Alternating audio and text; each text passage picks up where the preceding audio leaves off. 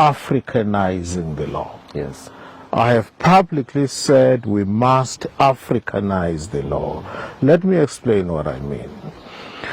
Our law is very Eurocentric. Yeah. When we say South African law is common law, that is the law which we have inherited, which is of Roman Dutch origin and English. It's a fusion. South African common law is a fusion of Roman Dutch law, which we inherited from the when we were colonized by the Afrikaners, and English law. It is therefore a fusion, right? Now it's called common law. Yeah. I do not have a problem per se with common law, other than the fact that we must not lose sight of the fact that when that common law was developed, you and I had no right to vote.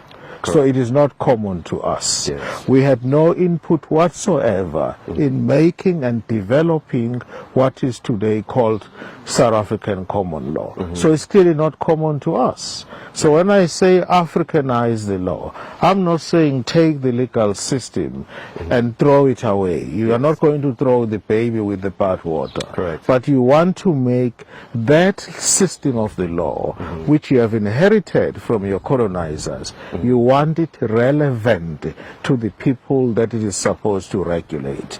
Law is an instrument for engineering social change. Yep. Law is about regulating human behavior. Correct. Right? So in order for people to understand and identify with the legal system, you must make it relevant to their day-to-day needs and aspirations.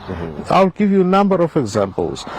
It's high time that academics, for instance, when they write books, they give examples that we can relate to. Let's take an example, company law. Company law works on this basis. Say there is a company, the shareholders, people who have shares in the company, get what is known as, they are shareholders, they have shares, and they get dividends at the end of the financial year. You can give a very good example that is close to your heart as an African. There is what we call in my culture ilimo, right? Ilimo, this is what happens. You, for instance, I live here.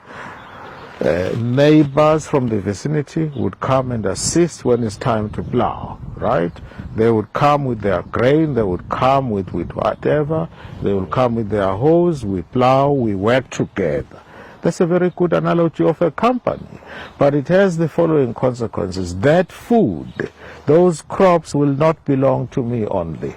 When it's time to reap, when it's time to harvest, I must share that with the rest of my community. Isn't that an outstanding example of a dividend? And the company is issuing out dividends. Why are academics, when they write scholarly books, not use such examples, things that we can relate to as the African people and as the majority in the country? We can multiply examples. All I'm trying to say when I say let us Africanize the law is too Eurocentric, and the judges continue to refer in case after case to what I consider to be foreign law, which is basically European law, which, strictly speaking, should have no place in our legal system. We should be paying more and more attention to our needs so that our system can rapidly evolve in line with our constitution.